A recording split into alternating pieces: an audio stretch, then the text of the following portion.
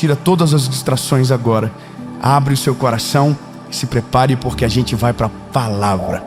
1 Reis, capítulo de número 19, versículo de número 4, diz o seguinte: E foi para o deserto, andando um dia inteiro.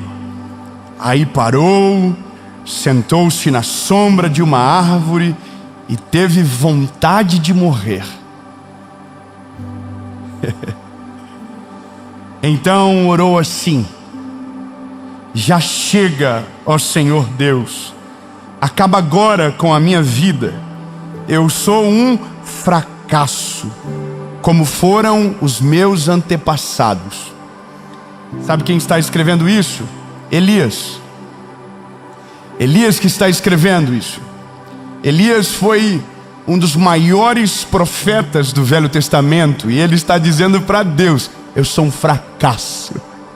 Elias foi um homem usado por Deus num dos tempos mais sombrios de Israel, aonde o paganismo, a adoração ao Deus de Baal, era a realidade daquele povo. Esse homem orou e durante 3 anos e meio não choveu na terra. E teve um dia que ele foi e orou, e a Bíblia diz que o fogo desceu e consumiu o altar.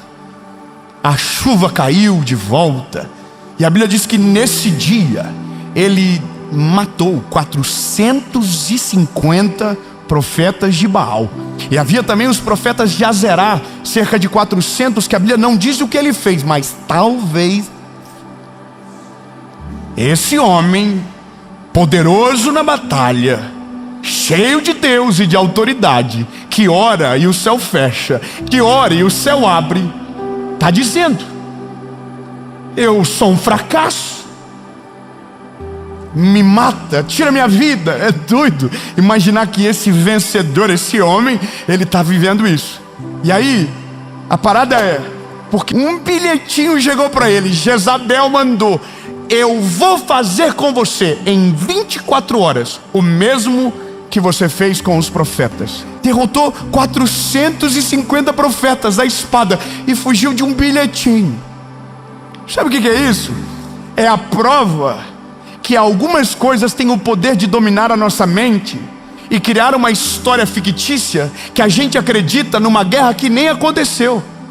Quando nós somos dominados pelo sentimento errado, nosso cérebro apaga aquilo que deveria controlar a positividade ou a fé do nosso espírito, do nosso alma. Dr. Joseph escreveu um artigo científico que o nosso cérebro, ele não consegue diferenciar de maneira clara o que é real e o que é imaginário. Nossa, irmão, isso aqui é sinistro. Como assim? Exatamente. Tem coisas que estão na tua imaginação que o teu cérebro não sabe se é verdade, mas ele faz o teu corpo reagir como se aquilo estivesse acontecendo. E quando a gente fica ansioso, o nosso cérebro, por não saber se é real ou fake, ele faz o nosso corpo entrar em estado de emergência. Então a mão sua, o coração acelera, o sono vai embora, a cabeça dói. Ou seja, o nosso corpo sofre por algo que não está acontecendo, porque uma informação entrou aqui e governou o nosso corpo. Por isso que está cheio de gente com cara de cansado, que estão vivendo guerras que não estão acontecendo, estão lutando guerras que não estão acontecendo, estão sofrendo, chorando por algo que nem sabe se vai acontecer. E isso, meu lindo, é o que mais destrói a vida da gente. É como se a gente estivesse no dia certo, na hora certa, na presença de Deus, que é maravilhoso para fazer tudo aquilo que Ele tem o poder para fazer pela sua palavra, e a gente está vivendo algo na frente do que Deus não falou, no lugar aonde Ele não nos chamou, e a gente está lá. A gente está preso no negócio.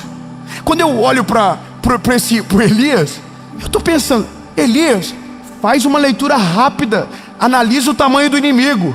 Mas tem uma parada que a gente não pode ignorar: Elias está cansado. Elias está cansado. Então, alguém cansado não pensa direito. Só que olha o problema de, além de estar cansado, a Bíblia diz que ele se isola. Ele vai para o meio do deserto. Irmão, Já dizia minha mãe, cabeça vazia é a oficina do... E ele se isola e tem mais um fator, ele está decepcionado. Sabe por que ele está decepcionado? Porque ele criou uma expectativa no coração. Qual foi a expectativa? Como ele é um homem de Deus e ele está manifestando os sinais para Israel, na cabeça dele, quando o fogo descesse, o povo ia mudar o coração. O povo ia reconhecer que o Deus de Israel era o Deus Jeová. Então agora, cansado, decepcionado e isolado, o que acontece? A guerra está aqui dentro. E quando a guerra está aqui dentro, quem está fora não consegue dar palpite, porque nem sabe o que está acontecendo. Quando a gente está cansado, quando a gente está decepcionado, o nosso inimigo, que é pequeno, parece ser gigante. Nossos olhos ficam deturpados. Então a gente sofre por uma guerra que não aconteceu e que a gente teria condições plenas de vencer, simplesmente por causa da ansiedade. Mas a gente não gosta de falar de ansiedade, porque para nós a ansiedade é meio que um pecado. Você já viu alguém dizer que a ansiedade é falta de Deus? Que a ansiedade é falta de fé? Irmão, a ansiedade não é falta de Deus. Se fosse isso, Elias não ia ficar ansioso. A ansiedade não é falta de fé. A ansiedade é um termômetro de uma área da nossa fé que precisa pegar fogo de novo. Mas não é falta de fé. Porque se fosse falta de fé, quando Deus fosse encontrar ele na caverna, Deus ia chegar metendo louco. Mas a Bíblia diz que ele não fez isso. Deus sabe tratar com gente ansiosa. Deus sabe tratar com gente ansiosa. Só se fosse você, estava dando glória a Deus pelo menos. Eu vou melhorar, eu vou dizer de novo. Deus sabe trabalhar com a gente. Deus sabe. Deus sabe que se chegar muito na vida louca, nós espanamos, nós já se perdemos, tropicamos na própria pé, e quando veja, foi embora. Deus sabe como chegar. Elias está dentro de uma caverna, chorando, gritando para Deus levar ele. Aí a Bíblia diz que Deus vai por parte. Deus manda um anjo na frente. Irmão, Deus é maravilhoso, fala sério. Deus mandou um anjo na frente. O que o anjo tinha? Comida. Irmão, pelo amor de Deus. Comida, pão e água. Aí Deus entra depois. E como que Deus fala? Deus fala sussurrando. Deus não fala gritando. Deus fala aqui, ó. O Elias, o que você está fazendo aí, Elias? Elias. Aí Deus disse: sai daí, Elias. Sai daí. Eu tenho um plano com você. Eu estou contigo, Elias, eu não te abandonei. E outra, tem uma informação que tu não sabe. Lá em Israel tem 7.000 homens que não se curvaram e que temem a mim. Não desiste não, Elias. Tem gente que tem esperança. Tem mais de 7.000 lá. Vaza daí, Elias. Sai de dentro da caverna. Agora Deus é tão incrível que a primeira coisa que ele faz é, ele tira a objeção de dentro de Elias. Elias, tem mais de 7.000 homens lá que não se curvaram. Você pode pensar que o dia que o fogo desceu não fez resultado. Fez sim, Elias. Tem 7.000 homens lá, Elias. Na maioria das vezes, estamos exatamente nessas circunstâncias. Paralisados na vida. Com medo de coisas que não era para ter medo. Com guerras que não acontecerão, mas para a gente parece que vai acontecer. E a gente está vivendo assim, angustiado e sofrendo, e parece que a gente não entrega de fato para o Senhor o negócio. A ansiedade, ela não é falta de fé. A ansiedade, ela não é a ausência de Deus. Não, meu lindo. Quando você está ansioso, quando você está passando por essa circunstância, é nesse dia que Deus aparece para você. Se fosse pecado, Ele não ia te encontrar. Se fosse, Ele não ia te achar. Mas Ele sabe o que você sente. E sabe como Ele resolve? Ele clareia a tua visão. Ele faz ver, você enxergar que tem guerras que não vão acontecer, que só está dentro da sua cabeça. Que existem derrotas que não vão acontecer, que só está dentro de você. Que tem problemas que não existem, só estão dentro de você. E quando Ele abre os nossos olhos, Ele nos traz para a estação presente. E os nossos olhos se esquecem daquilo que estávamos olhando, que a nossa imaginação criou, para desfrutar aquilo que Deus nos deu agora para viver. Essa guerra que você está lutando não está acontecendo não. Só está dentro da tua cabeça. Esse medo que você criou não é real, só está dentro da tua cabeça.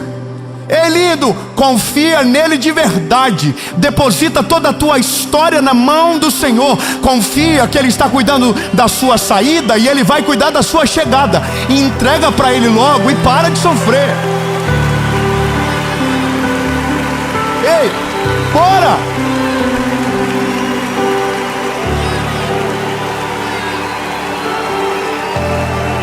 Sabe, eu preciso falar isso para você. A guerra não era nem do Elias, a guerra era do Senhor. Tem gente morrendo por uma guerra que nem é dele, sofrendo por uma guerra que nem é dele. Mas sabe, antecipadamente, que é a coisa mais absurda, sofrendo por antecipação. Vou deixar claro, o ansioso sofre de varde e sofre por antecipação. Não tem nada acontecendo, não tem BO de fato, não tem guerra, não tem luta, tá só aqui na cabecinha dele. Então, porque só tá aqui na cabecinha dele, o corpinho dele pensa que é real. Então tá com uma cara de sofrido, tá com uma cara de acabado.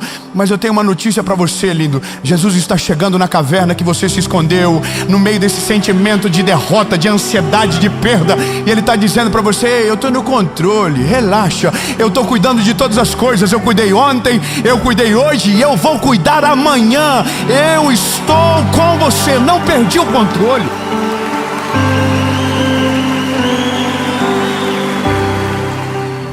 Se o nosso corpo sente o que a gente pensa, então, se a gente mudar o sentimento, o nosso corpo vai ter uma reação também.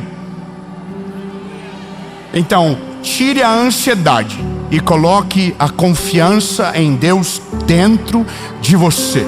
Coloque dentro de você. Não, calma. Coloque dentro de você a oração, coloque dentro de você o clamor, coloque dentro de você a fé, e algo vai acontecer com o seu corpo. Ele vai entrar em descanso. Porque a palavra de Deus diz que se nós não ficarmos ansiosos, mas colocarmos nas mãos do Senhor tudo aquilo que nos assusta, tudo aquilo que rouba a nossa paz, então a gente vai desfrutar da boa, perfeita e agradável vontade de Deus.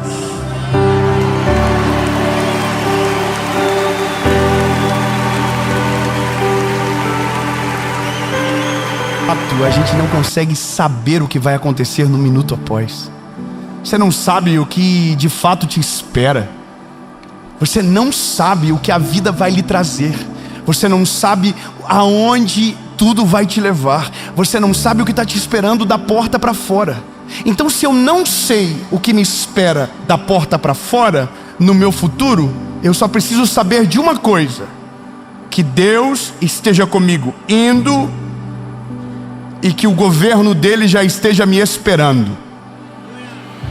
Porque se eu sei que Deus está comigo e o lugar que eu estou indo Ele já preparou, então eu posso descansar, porque tudo está nas mãos e no controle do Senhor. E é nesse dia que a gente começa a descansar na vida e vira um passageiro que não faz pergunta para o piloto, porque Ele está no controle, governando todas as coisas, e Ele sabe pousar e decolar. Deixa na mão dele. Quem está muito preocupado está vivendo no futuro, morando no presente. Então não desfruta do presente e não tem nenhuma certeza sobre o futuro. Agora, quem está descansado sabe que o futuro Deus está comandando e que no seu presente reside a paz que excede todo entendimento. E essa é a graça da vida. Quem descansa no eterno vive uma vida de plenitude. Mesmo no meio da tempestade, ele confia que o Deus que lhe chamou pelo nome tem poder para andar por cima das águas e acalmar qualquer tempestade.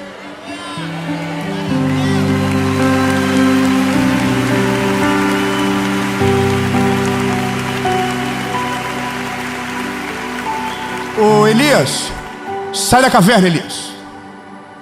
Sai da caverna. Elias saiu da caverna, essa parte é boa. Jezabel prometeu que ia matar ele em quantas horas?